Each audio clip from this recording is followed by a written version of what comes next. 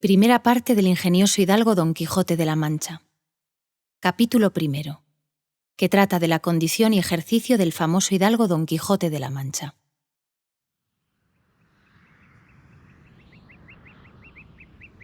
En un lugar de la Mancha, de cuyo nombre no quiero acordarme, no ha mucho tiempo que vivía un hidalgo de los de lanza en astillero, adarga antigua, rocín flaco y galgo corredor.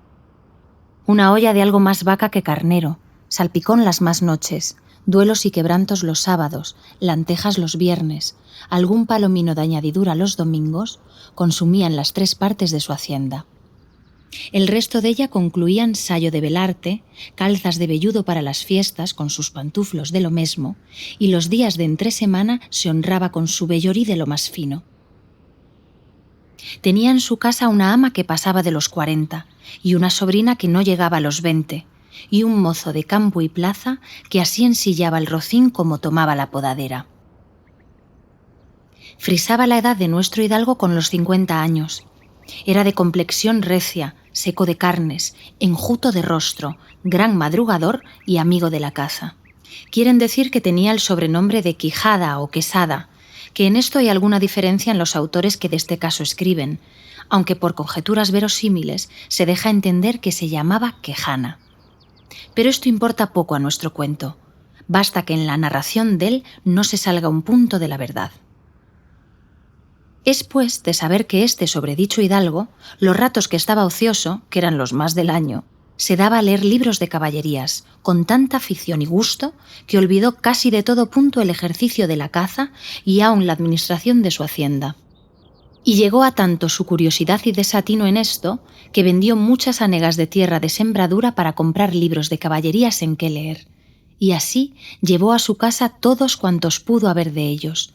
y de todos, ningunos les parecían tan bien como los que compuso el famoso Feliciano de Silva, porque la claridad de su prosa y aquellas intrincadas razones suyas le parecían de perlas, y más aún cuando llegaba a leer aquellos requiebros y cartas de desafíos, donde en muchas partes hallaba escrito: «La razón de la sinrazón que a mi razón se hace, de tal manera mi razón enflaquece, que con razón me quejo de la vuestra fermosura». Y también cuando leía: «Los altos cielos que de vuestra divinidad divinamente con las estrellas os fortifican y os hacen merecedora del merecimiento que merece la vuestra grandeza». Con estas razones perdía el pobre caballero el juicio y desvelábase por entenderlas y desentrañarles el sentido, que no se lo sacara ni las entendiera el mismo Aristóteles si resucitara para solo ello. No estaba muy bien con las heridas que don Belianís daba y recibía, porque se imaginaba que, por grandes maestros que le hubieran curado, no dejaría de tener el rostro y todo el cuerpo lleno de cicatrices y señales. Pero con todo, alababa en su autor aquel acabar su libro con la promesa de aquella inacabable aventura. Y muchas veces le vino deseo de tomar la pluma y dalle fin al pie de la letra, como allí se promete. Y sin duda alguna lo hiciera, y aún saliera con ello, si otros mayores y continuos pensamientos no se lo estorbaran. Tuvo muchas veces competencia con el cura de su lugar, que era hombre docto graduado en Sigüenza, sobre cuál había sido mejor caballero, Palmerín de Inglaterra o Amadís de Gaula. Mas maese Nicolás, barbero del mismo pueblo, decía que ninguno llegaba al caballero del Febo y que si alguno se le podía comparar era don Galaor, hermano de Amadís de Gaula, porque tenía muy acomodada condición para todo, que no era caballero melindroso ni tan llorón como su hermano y que en lo de la valentía no le iba en zaga. En resolución, él se enfrascó tanto en su lectura que se le pasaban las noches leyendo de claro en claro y los días de turbio en turbio, y así, del poco dormir y del mucho leer, se le secó el cerebro, de manera que vino a perder el juicio. Llenósele la fantasía de todo aquello que leían los libros, así de encantamentos como de pendencias, batallas, desafíos, heridas, requiebros, amores, tormentas y disparates imposibles. Y asentósele de tal modo en la imaginación que era verdad toda aquella máquina de aquellas soñadas invenciones que leía, que para él no había otra historia más cierta en el mundo. Decía él que el Cid Ruiz Díaz había sido muy buen caballero, pero que no tenía que ver con el caballero de la ardiente espada, que de un solo revés había partido por medio 2 fieros y descomunales gigantes. Mejor estaba con Bernardo del Carpio, porque en Roncesvalles había muerto a Roldán, el encantado, valiéndose de la industria de Hércules, cuando ahogó a Anteo, el hijo de la tierra, entre los brazos. Decía mucho bien del gigante Morgante, porque con ser de aquella generación gigantea, que todos son soberbios y descomedidos, él solo era afable y bien criado. Pero sobre todos estaba bien con Reinaldos de Montalbán, y más cuando le veía salir de su castillo y robar cuantos topaba, y cuando en Allende robó aquel ídolo de Mahoma que era todo de oro, según dice su historia. Diera él por dar una mano de coces al traidor de Galalón, al ama que tenía y aun a su sobrina de añadidura. En efecto, rematado ya su juicio, vino a dar en el más extraño pensamiento que jamás dio loco en el mundo, y fue que le pareció convenible y necesario, así para el aumento de su honra como para el servicio de su república, hacerse caballero andante, y irse por todo el mundo con sus armas y caballo a buscar las aventuras y a ejercitarse en todo aquello que él había leído que los caballeros andantes se ejercitaban, deshaciendo todo género de agravio y poniéndose en ocasiones y peligros donde, acabándolos, cobrase eterno nombre y fama. Imaginábase el pobre ya coronado por el valor de su brazo, por lo menos del imperio de Trapisonda, y así, con estos tan agradables pensamientos, llevado del extraño gusto que en ellos sentía, se dio priesa a poner en efecto lo que deseaba. Y lo primero que hizo fue limpiar unas armas que habían sido de sus bisabuelos, que tomadas de orín y llenas de moho, luengos siglos sabían que estaban puestas y olvidadas en un rincón. Limpiólas y aderezólas lo mejor que pudo, pero vio que tenían una gran falta, y era que no tenían celada de encaje, sino morrión simple. Mas a esto suplió su industria, porque de cartones hizo un modo de media celada que, encajada con el morrión, hacían una apariencia de celada entera. Es verdad que para probar si era fuerte y podía estar al riesgo de una cuchillada, sacó su espada y le dio 2 golpes, y con el primero y en un punto deshizo lo que había hecho en una semana.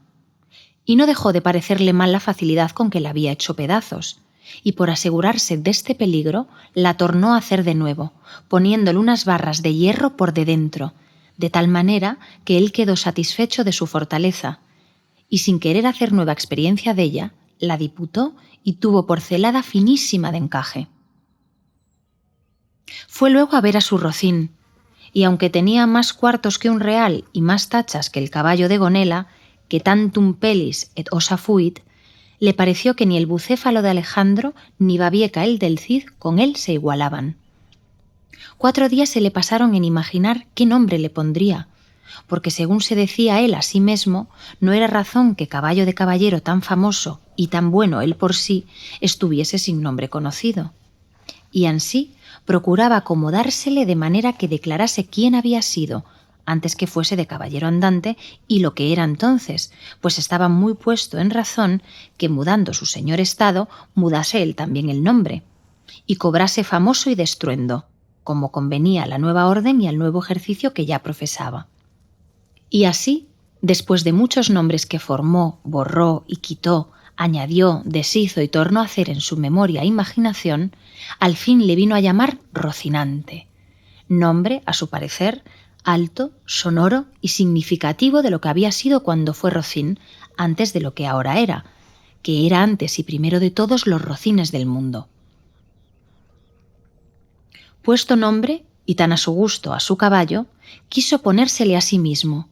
y en este pensamiento duró otros 8 días, y al cabo se vino a llamar Don Quijote, de donde, como queda dicho, tomaron ocasión los autores de esta tan verdadera historia que sin duda se debía de llamar Quijada y no Quesada, como otros quisieron decir. Pero acordándose que el valeroso Amadís no solo se había contentado con llamarse Amadís a secas, sino que añadió el nombre de su reino y patria por Epila famosa y se llamó Amadís de Gaula, así quiso, como buen caballero, añadir al suyo el nombre de la suya y llamarse Don Quijote de la Mancha, con que a su parecer declaraba muy al vivo su linaje y patria, y la honraba con tomar el sobrenombre de ella. Limpias pues sus armas, hecho del morrión celada, puesto nombre a su rocín y confirmándose a sí mismo, se dio a entender que no le faltaba otra cosa sino buscar una dama de quien enamorarse, porque el caballero andante sin amores era árbol sin hojas y sin fruto y cuerpo sin alma. Decíase él: